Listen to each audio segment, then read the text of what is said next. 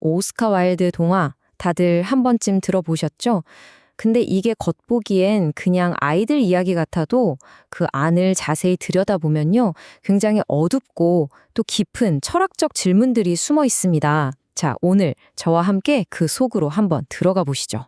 시작부터 아주 도발적인 질문 하나 던져볼게요. 여러분, 아름다움이라는 거 과연 축복일까요? 아니면 저주일까요? 오늘 이야기의 핵심을 관통하는 질문입니다. 오늘 우리는 이 5가지 흐름을 따라가 볼 겁니다. 와일드의 동화가 왜 파격적인지, 아름다움이 어떻게 폭군이 되는지, 그리고 구원과 희생, 사랑에 대한 그의 냉소적인 시선까지 차례대로 살펴보겠습니다. 자, 첫 번째 주제입니다. 오스카 와일드는 대체 왜 동화를 썼을까요? 이게 그냥 아이들한테 교훈 주려고 쓴 게 아니에요. 그는 동화라는 틀을 빌려서 당대 사회와 인간 본성을 아주 날카롭게 꼬집는 도구로 사용했던 거죠. 와일드의 그런 생각을 제대로 엿보기 위해서 오늘 우리는 딱 2편의 이야기에 집중할 겁니다. 바로 별 아이 그리고 나이팅게일과 장미입니다. 그럼 두 번째 주제, 아름다움의 폭정. 별아이 이야기부터 본격적으로 시작해보겠습니다. 여러분, 이 대비를 좀 보세요. 정말 극명하죠? 한쪽은 상아 같은 피부에 황금빛 머리카락, 완벽한 외모를 가졌어요. 그런데 다른 한쪽, 그 마음은 돌처럼 차갑고 이기적이기 짝이 없습니다. 바로 이 지점에서 와일드는 묻는 거예요. 혹시 그 눈부신 외모가 내면의 잔인함을 키운 건 아닐까 하고 말이죠. 이건요, 별 아이가 자기를 몇 년 만에 찾아온 친어머니에게 실제로 내뱉은 말입니다. 정말이지 그의 오만함이 어디까지 갈 수 있는지 제대로 보여주는 대목이죠. 그 대가는요, 아주 즉각적이고 상징적으로 나타납니다. 그의 내면에 있던 그 추악함이 그대로 겉모습으로 드러나 버린 거죠. 얼굴은 두꺼비처럼 변하고 온몸은 뱀의 비닐로 뒤덮이게 됩니다. 자, 이제 세 번째 파트입니다. 구원을 향한 여정. 모든 걸 잃은 별 아이가 어떤 고통의 길을 걷게 되는지 한번 따라가 보겠습니다. 그의 속죄 과정은요, 무려 3년에 걸친 기나긴 고난의 연속이었습니다. 만나는 사람마다 경멸하고 손가락질했죠. 세상을 떠돌다 결국엔 사악한 마법사에게 노예로 팔려가기까지 합니다. 그리고 마침내 그의 인간성을 시험하는 마지막 순간이 찾아오죠.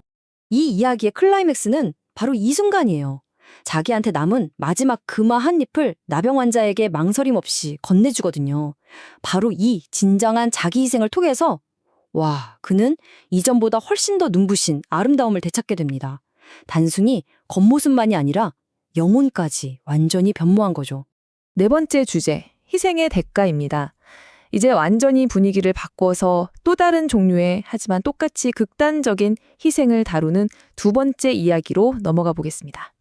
자, 이제 나이팅게일 이야기의 무대를 한번 살펴볼까요? 모든 비극은요, 한 학생의 정말 순진한 믿음에서부터 시작됩니다. 붉은 장미 한 송이만 있으면 사랑을 얻을 수 있을 거라는 믿음. 이걸 우연히 엿들은 나이팅게일은 저것이야말로 진정한 사랑이구나 이렇게 확신하게 되죠. 나이팅게일에게 사랑이란 바로 이런 거였습니다. 사랑은 에메랄드보다 귀하고 값비싼 오팔보다 소중해. 그러니까 돈으로 살 수 없는 물질적인 가치를 아득히 뛰어넘는 절대적인 가치.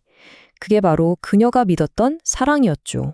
하지만 그 붉은 장미를 얻기 위한 대가는 정말 끔찍했습니다. 먼저 날카로운 가시에 자기 심장을 찔러야 했고요.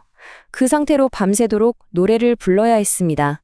그리고 마지막으로 자기 심장에서 흘러나오는 피로 장미를 붉게 물들여야만 했죠. 자, 드디어 마지막 5번째 파트. 사랑에 대한 냉소적 시선입니다. 이토록 숭고한 희생의 결과는 과연 어땠을까요? 바로 여기서 오스카 와일드의 진짜 날카로운 목소리가 드러나기 시작합니다. 드디어 학생은 나이팅게일의 목숨과 맞바꾼 그 완벽한 붉은 장미를 사랑하는 여인에게 바칩니다. 모든 것이 바로 이 한순간을 위한 것이었죠. 그런데 돌아온 대답이 정말이지 너무나 차갑고 현실적입니다. 어머, 제 드레스랑은 좀 안 어울릴 것 같네요. 게다가 시종장 조카가 진짜 보석을 보내줬는데 보석이 꽃보다 훨씬 비싼 건 다들 알잖아요? 이 한마디에 나이팅게일의 그 숭고한 희생은 그냥 아무것도 아닌 게 되어버립니다. 그 붉은 장미는요, 결국 길바닥에 그냥 휙 버려집니다. 그리고는 마차 바퀴에 속절없이 짓밟히고 말죠. 나이팅게일의 헌신이 얼마나 헛된 것이었는지 보여주는 정말 잔인한 마지막 장면이에요. 결국 우리는 이렇게 완전히 다른 두 개의 길, 그리고 두 개의 결말을 보게 된 거죠. 벼라이는 잔인한 아름다움에서 시작해서 고통과 자비를 통해 구원을 얻었습니다. 반면에 나이팅게일은 이타적인 사랑으로 모든 것을 바쳤지만 남은 건 그저 허무함 뿐이었어요. 결국 학생은 사랑이란 건 어리석은 짓이라고 결론 내리고는 더 실용적인 철학 공부나 하겠다며 돌아가 버립니다. 감정이나 희생 같은 가치가 논리와 물질주의 앞에서 얼마나 쉽게 무너져 내리는지 와일드는 이 마지막 장면으로 다시 한번 쐐기를 박는 거죠. 자, 이제 여러분께 질문을 하나 던지면서 마무리할까 합니다. 숭고한 희생보다 값비싼 보석을 더 중요하게 여기는 세상. 이게 과연 동화 속 이야기일 뿐일까요?